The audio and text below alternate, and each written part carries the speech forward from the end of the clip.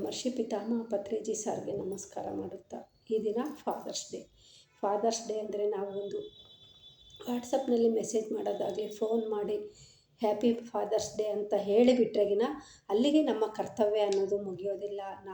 ಅವರು ಇರುವ ತನಕನೂ ನಾವು ಸತ್ತ ಮೇಲೆ ಅವ್ರಿಗೆ ಪಿಂಡಗಳನ್ನು ಇಡ್ತೀವಿ, ಬಗೆ ಬಗೆಯಾದ ಅಡುಗೆಗಳನ್ನು ಮಾಡಿಕೊಡ್ತೀವಿ ಅಂದರೆ ಅಲ್ಲ. ಇರುವ ತನಕ ಅವ್ರನ್ನ ಚೆನ್ನಾಗಿ ನೋಡ್ಕೋಬೇಕು. ಅವ್ರಿಗೆ ಎಷ್ಟು ಜೀರ್ಣ ಆಗುತ್ತೋ ಅಷ್ಟು ಕೊಟ್ಕೊತ ಅವರಿಗೆ ಸಮಯಕ್ಕೆ ಸರಿಯಾಗಿ ಮಾಡಬೇಕು.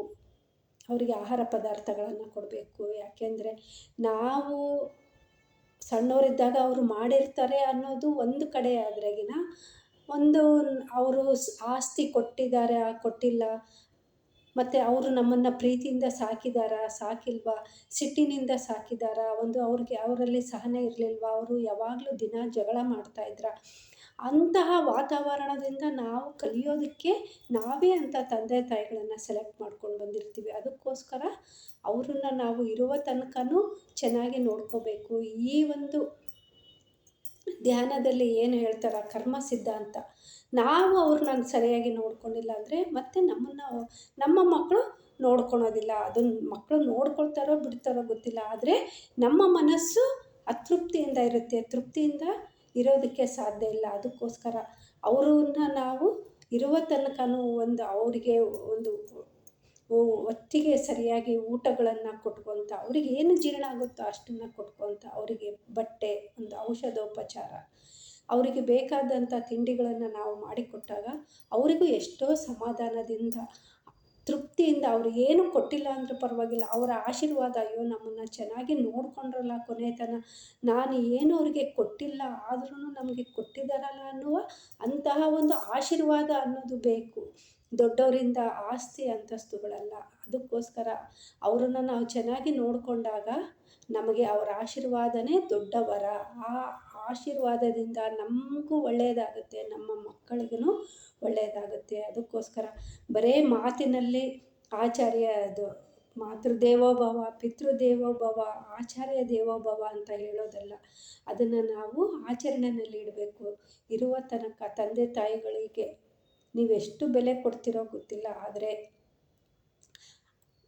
100% ನೋಡ್ಕೊಳಕ್ಕಾಗಿಲ್ಲ ಅಂತಂದರೂ ಜನಗಳಿಗೆ ಹೆದರ್ಕೊಂಡಾದರೂ, ಅಕ್ಕಪಕ್ಕದವ್ರು ಏನು ಅನ್ಕೊತಾರ ಅಂತನಾದ್ರೂ ನೀವು ನಿಮ್ಮ ತಂದೆ ತಾಯಿಗಳನ್ನು ಯಾವುದೇ ವೃದ್ಧಾಶ್ರಮದಲ್ಲಿ ಬಿಡದೆ ನೀವು ನಿಮ್ಮ ಮನೆಗಳನ್ನಲ್ಲೇ ಇಟ್ಕೊಂಡಾಗ ನೋಡಿರಿ, ವೃದ್ಧಾಶ್ರಮದಲ್ಲಿ ಬಿಟ್ಟರು ಸಹಿತ ಅವರಲ್ಲಿ ನಮ್ಮನ್ನು ಬೈಕೊತಾನೆ ಇರ್ತಾರೆ. ಆವಾಗ ನಮಗೆ ಒಳ್ಳೇದನ್ನೋದು ಆಗೋದಿಲ್ಲ. ಅದಕ್ಕೋಸ್ಕರ ತಂದೆ ತಾಯಿಗಳ ಆಶೀರ್ವಾದಗಳು ಬೇಕು ಅಂತಂದರೆ ಅವರನ್ನು ಇರೋ ತನಕ ಚೆನ್ನಾಗಿ ನೋಡಿಕೊಡ್ರಿ.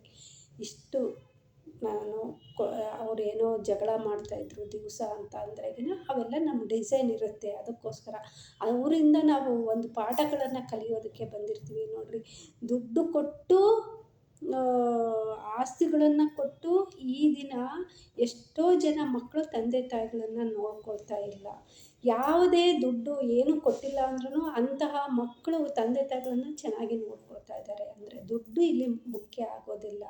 ನಮ್ಮ ಧರ್ಮ, ನಾವು ನಮ್ಮ ತಂದೆ ತಾಯಿಗಳನ್ನು ನೋಡ್ಕೊಳೋದು ನಮ್ಮ ಧರ್ಮ ಅಂತ ತಿಳಿದ್ಬಿಟ್ಟು ನಮ್ಮ ಕರ್ತವ್ಯಗಳನ್ನು, ನಮ್ಮ ಬಾಧ್ಯತೆಗಳನ್ನು ನಾವು ಮಾಡಿದಾಗ ನಮ್ಮ ಮಕ್ಕಳು ಅವ್ರಿಗೇನು ಹೇಳಿಕೊಡೋದು ಬೇಡ, ಅದನ್ನು ನಾವು ಮಾಡಿದ್ದನ್ನು ನೋಡಿ ಕಲಿತಾ ಇರ್ತಾರೆ ಅಂತ ಹೇಳ್ತಾ ಇಷ್ಟು ನನಗೆ ತಿಳಿದದ್ದನ್ನು ನಾನು ಹೇಳಿದ್ದೇನೆ.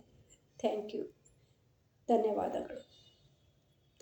ಈ ದಿನ ಫಾದರ್ಸ್ ಡೇ ಇದೆಯಲ್ಲ, ನಮ್ಮನ್ನು ಇಷ್ಟು ಒಂದು ಶಿಸ್ತಿನಿಂದ ಅಕ್ಷರ ಜ್ಞಾನ ಕಲಿಸಿ ನಾವೊಂದು ಸಂಸ್ಕಾರವಂತರಾಗಿ ಬೆಳೆಯೋದಕ್ಕೆ ನಮ್ಮನ್ನು ತಯಾರು ಮಾಡಿದ ಒಂದು ತಂದೆಗೆ ಕೃತಜ್ಞತೆಗಳನ್ನು ಸಲ್ಲಿಸ್ತಾ ಇದ್ದೀನಿ. Thank you.